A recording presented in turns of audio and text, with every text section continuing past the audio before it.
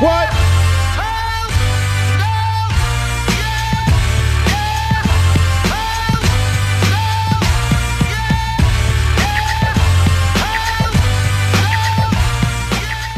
So we're back at Bam Bam, so week 2 of one-on-one with Dave Rose. And Coach, you guys are back in your own building this week after being out for a while, which is a nice thing. Yeah, and it was a great week for us. I think that, last Monday we were right in the middle of Utah State, game plan, trying to put it together after a big win over Eastern Kentucky, and then we were playing on a Tuesday night. So it was a busy day. The arena was full. In fact, I had my coaches this morning come down and tell me that there's actually a basketball floor in the Marriott Center. That's good news. So that's good news. And but it was a great week. Yeah. Our guys really played well in Logan. We got a big win up there. And then our game against Hawaii, that's a good basketball team. It's a shame kind of some of the things that have happened outside of the lines with the program. But those players are fighting, and they're very good. I think they'll have a really good season in the Big West, and that was a big win for us. You guys had kind of a monkey on the back situation going up to the Spectrum. You'd been up there many times without a win. How big was it for you, for the staff, for the program, players to get out of there with that W? Well, I think the most important thing is that somebody's going to have to do it. A team's going to have to go up there and win. And what it feels like sometimes when you get in a streak like that is that you're playing more than one game, and the guys can feel it. And you could kind of see that late in that game. We're trying to hold on to a lead that we got with about 4 or 5 minutes left in the game, and it's just nice, when you can kind of get that off your back, and then you can move forward. And the one thing I was worried about, and the guys deserve to feel happy, and I wanted them to actually enjoy themselves for a day or two, especially after the disappointment in Maui, where we competed and we played really well. But then it was really important for us to find an edge in that Hawaii game, and I thought we didn't get off to a very good start, but all in all, that's why I'm really pleased with the week, because it was a challenge for us with the situation of being out of our building, practice time, prep time, and then trying to win 2 big games. And then you said maybe early in the Hawaii game, the guys might have still been a bit too happy from Tuesday. Yeah, I felt that way in our practice the day before in Energy Solutions, and the guy found a way to really, the last 45 minutes of practice were great. And we got Hawaii got off to a great start. We called a timeout. They went on a 7-0 run to start the game, and then we went on an 8-0 run to get it back to the lead, and then it was back and forth. It was amazing, that game. There were a lot of runs in that game where we went 10-2. They came back on a 10-3, and then they got us. I'm thinking one time we went 4 or 5 minutes without scoring, which might have been as long a streak as we've had all year, without a basket. And so we found a combination of guys that really found their way, and it was a good win for us. It's amazing, though. You had that stretch you talked about where you didn't score for a while, yet the game ends and there you're at 90 again. I mean, well, the interesting thing, Greg, is that I know everybody wants to evaluate your team by the end of the season, and you make it to the NCAA tournament. How far can you get with your run and conference championships? But sometime in this process, we all need to enjoy what's happening with this team. I mean, I got sick 5 or 6 years ago, and I promised myself that I would coach a little bit different and enjoy the actual journey of a season. And look what's happening with this group. I mean, we got Tyler Haas that's chasing a school record as far as points scored in a career. You got Chase Fisher, an ACC transfer who sat out a year, who set the school record for 3-point shots in a game, and tied to Maui in record for 10 threes in a game. You got Kyle Collinsworth, who now is one of 5 players in the history of the school to record a triple-double. I mean, you're talking about guys like Crescent Matrosic and Danny Ainge and Fred Roberts and Mike Smith, some of the best that ever played here.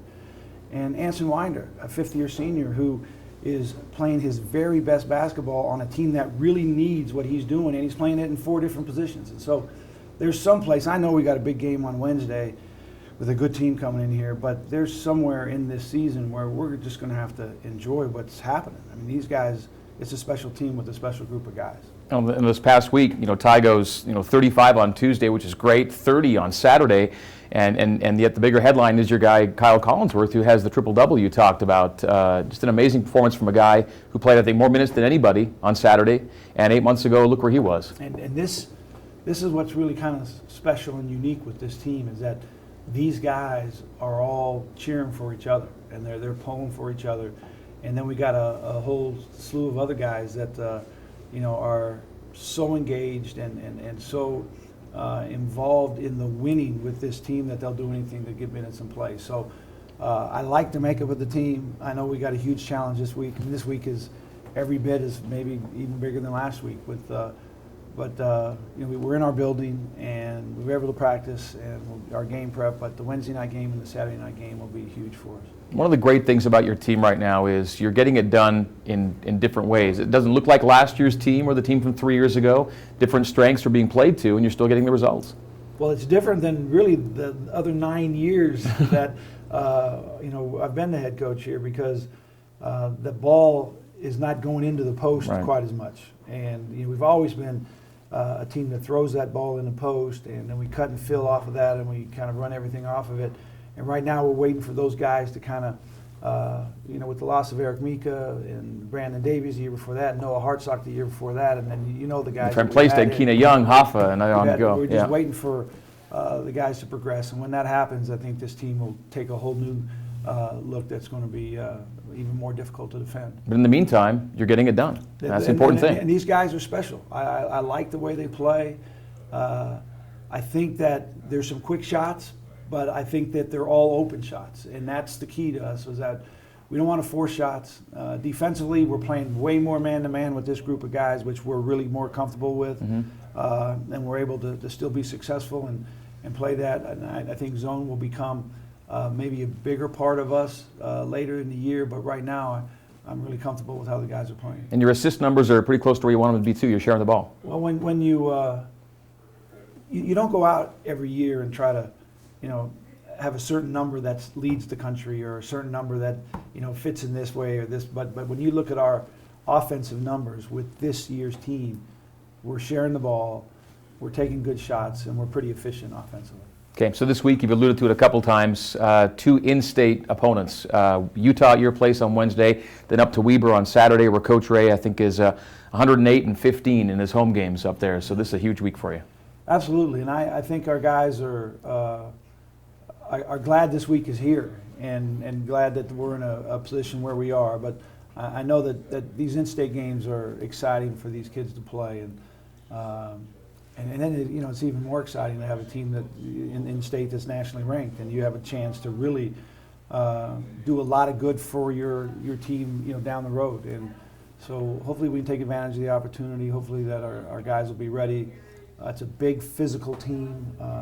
Utah is as deep a team as I think I've seen since I got here like 18 or 19 years ago, when they really had it rolling, and they've got multiple posts. When you bring a couple of good post players back, and then you sign a freshman and he comes in and starts, and then the other 2 post guys are your backup guys, it really increases the depth of your team, and get a couple of really good point guards. I like their team, and it'll be a real challenge. I'm looking forward to it. How do you see their strengths and your strengths kind of playing off each other? Well, they're a really defensive-minded team, and on offense, we'll be really patient and try to keep the score in the 60s. And we're a little bit different than that. We're trying to get the score up pretty good, and we want to take really good shots. Not necessarily they're always quick shots, but I think that that's a real big difference in our style. That they'll keep that ball for quite a while on offense, and hopefully we do a good job of defending the last 10 seconds of the shot clock. Used to see these guys 2 times a year, sometimes 3 times a year. Now it's down to this one-shot deal. How does that kind of change the nature of the game? What you want is you want your guys to be healthy, and you want them to have a good game and play your best on that opportunity. And it'll sit with you for a year. People always want to know what's the big deal about playing in-state games, and it's exciting, like I said, for the players, and really exciting for the fans. But you get labeled in all these games, and there's a record in every game, and it lasts for a year. And people don't want to know what our record is against Colorado State in the time we've been here, but they do want to know what our record is against Utah State and against Weber State in the time we've been there. And so that's what makes it a little bit different. Well, it's going to be a 7 o'clock tip Wednesday. Building should be full for BYU in Utah. I hope so. I think it'll be a great crowd, and it should be a great game. And you follow that up by going up to Ogden on the weekend, so the intensity is at a peak in these two games this week. Yeah, and I think that this time of year, the bowl games are all set for all the football fans, and we'll wait to get started on those in a couple of weeks. But I think basketball can take center stage for a couple of weeks here, and we're excited for it. It starts a really key stretch. Should be a lot of fun. Coach, good luck this week. All right, thanks a lot, Greg.